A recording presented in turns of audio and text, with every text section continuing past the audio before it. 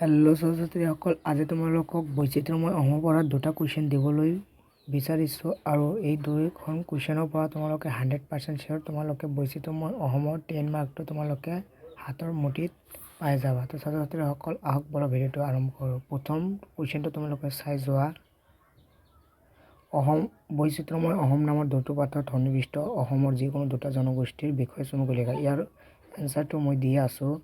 বৈচিত্ৰ্যময় অসম নামৰ দুটা পাঠত সন্নিৱিষ্ট অসমৰ দুটা জনগোষ্ঠী হ'ল বড়ো আৰু নেপালী জনগোষ্ঠী। তো ছাত্ৰ-ছাত্ৰীসকল, তোমালোকে প্ৰথমে বড়োসকল জনগোষ্ঠীৰ বিষয়ে তোমালোকে এইটো ভালদৰে স্ক্ৰীনশ্বট মাৰি লোৱা। যদি ভালদৰে তোমালোকে এইটো বুজি নোপোৱা মোক কমেণ্ট কৰিবা আৰু নম্বৰ দিবা, মই তোমালোকক এইটো PDF কৰি দি দিম।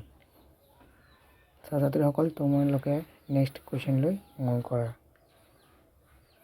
তোমালোকৰ দ্বিতীয় জনগোষ্ঠীটো হ'ল নেপালী জনগোষ্ঠী। তো ছাত্ৰ-ছাত্ৰীসকল, তোমালোকে ভালদৰে চাই যোৱা। নেপালী জনগোষ্ঠী।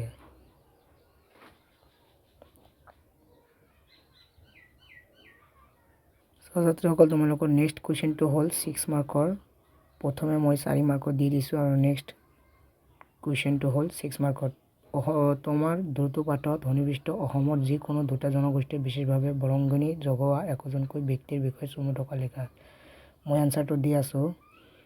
দুটা পাঠত সন্নিৱিষ্ট অসমৰ দুটা জনগোষ্ঠীৰ বিশেষভাৱে বৰঙণি জগোৱা একোজনকৈ ব্যক্তি হ'ল দেউৰী জনজাতিৰ পৰা ভীমবৰ দেউৰী আৰু তিৱা জনজাতিৰ পৰা ইন্দ্ৰ সিং দেউৰী। প্ৰথমতে তোমালোকে ইন্দ্ৰ সিং দেউৰীটো ভালদৰে চাই যোৱা, নহ'লে স্ক্ৰীনশ্বট মাৰি ল'ব পাৰা।